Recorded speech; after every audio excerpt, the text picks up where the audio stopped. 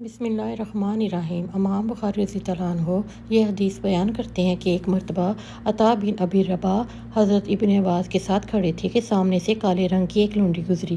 ابن عباس نے عطائی رحمۃ اللہ علیہ کی طرف دیکھ کر کہنے لگے، تمہارا کیا خیال ہے، کیوں نہ تمہیں ایک جنتی عورت دکھاؤں؟ حضرت عطائی رحمۃ اللہ علیہ نے تعجب سے کہا کہ ایک جنتی عورت؟ حضرت ابن عباس نے فرمایا، ہاں ایک عورت ہے، جب وہ وفات پا جائے گی تو جنت میں جائے گی۔ عطا نے تعجب کیا، کہنے لگا، مجھے دکھائیے وہ کون سی خوش نصیب خاتون ہے جو جنتی ہے، ہمارے درمیان رہتی ہے، بازاروں گلیوں میں چلتی پھرتی ہے۔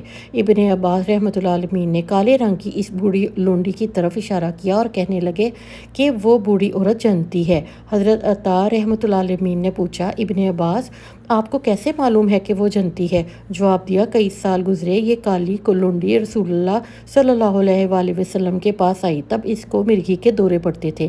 اس نے رسول کریم صلی اللہ علیہ وآلہ وسلم کے پاس آ کر شفا کے لیے دعا کی درخواست کی۔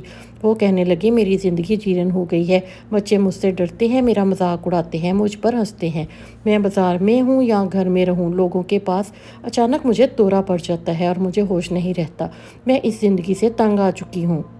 آپ دعا فرمائیے کہ مجھے شفا عطا فرمائے۔ رسول اللہ صلی اللہ علیہ وآلہ وسلم نے چاہا کہ صحابہ کرام کو صبر پر درس دیں۔ آپ نے فرمایا، اگر تم چاہو تو صبر سے کام لو اور اس کی اوس تمہارے لیے جنت ہے، اور اگر چاہو تو میں تمہاری شفا کے لیے خدا سے دعا کروں گا۔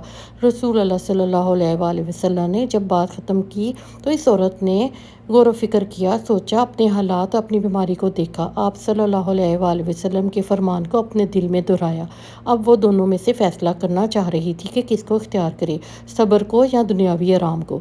سوچا، غور کیا، اور دنیا تو فانی ہے، اسے ایک دن ختم ہو جانا ہے، میں جنت کی طلبگار کیوں نہ بنوں، اس کی چاہت کیوں نہ کروں؟ اور پھر اس نے اپنا فیصلہ صادر کر دیا، حضور صلی اللہ علیہ وآلہ وسلم، میں صبر سے کام لوں گی، لیکن جب مجھے مرگی کا دورہ پڑتا ہے تو میں بے پردہ ہو جاتی ہوں، اس لیے آپ حق تعالیٰ سے دعا فرما دیں کہ وہ مجھے بے پردہ نہ کرے۔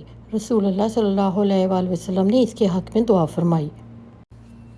کسی زمانے میں ایک غیر مسلم نے اسلام قبول کیا تو اس سے پوچھا گیا کہ اسلام کی کس بات نے تجھے متاثر کیا؟ تو وہ بولا، صرف ایک واقعہ میری ہدایت کا سبب بن گیا۔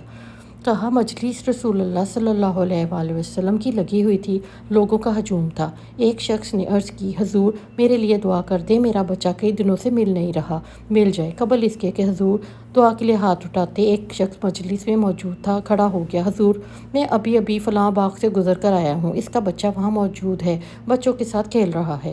باپ نے جب سنا کہ میرا بچہ فلاں باغ میں ہے تو اس نے دوڑ لگا دی۔ آپ صلی اللہ علیہ وآلہ وسلم نے فرمایا، اس کو روکو، واپس بلاؤ۔ اس نے کہا، حضور آپ جانتے ہیں کہ ایک باپ کے جذبات کیا ہوتے ہیں؟ کہا، میں اچھی طرح جانتا ہوں، لیکن تمہیں بلایا ہے اور بلانے کا مقصد ہے۔ اس نے کہا، جی حضور ارشاد فرمائیے۔ کہا، جب باغ جاؤ تو بچوں کے ساتھ اپنے بچے کو کھیلتا دیکھو تو بیٹا بیٹا کہہ کر آوازیں نہ دینے لگ جانا، جو نام رکھا ہے اس کے نام سے پکارنا۔ حضور میرا بیٹا ہے، اگر میں بیٹا کہہ کر بلاؤں گا تو حرج نہیں ہے۔ فرمایا، تم کئی دنوں کے بچھڑے ہو، تمہارے لہجے میں بلا کا رس ہوگا، اور تم نہیں جانتے کہ کھیلنے والوں میں کوئی یتیم بھی ہو، اور جب تم اپنے بیٹے کو بیٹا کہہ کے پکارو گے تو اتنا میٹھا لہجہ ہوگا تو اس کے دل پر چوٹ لگے گی، اور کہا کہ کاش آج میرا باپ بھی زندہ ہوتا، مجھے بیٹا کہہ کر پکارتا۔ فرمایا، یہ شوق گھر جا کر پورا کر لینا۔ آپ نے فرمایا، کسی بیوہ کے سامنے اپنی بیوی سے پیار نہ کرو، غریب کے سامنے اپنی دولت کی نمائش نہ کرو۔ حضور پاک صلی اللہ علیہ وآلہ وسلم نے یہاں تک فرمایا کہ اپنے گوشت کی خوشبو سے اپنے ہمسائے کو تنگ نہ کرو۔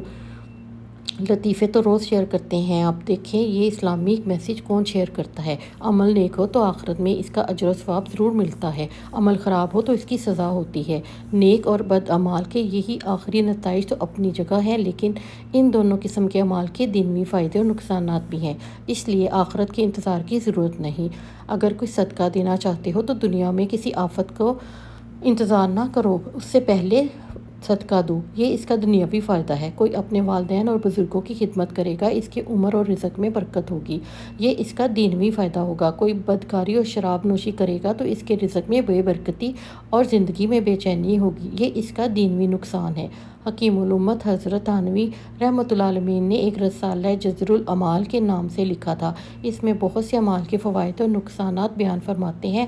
علامہ ابن الجوزی رحمۃ اللہ علیہ نے بھی اپنی بعض کتابوں میں اس کی تفصیل لکھی ہے۔ اس لیے اگر آپ پر کوئی آزمائش آتی ہے تو اپنے اعمال کا جائزہ لیں۔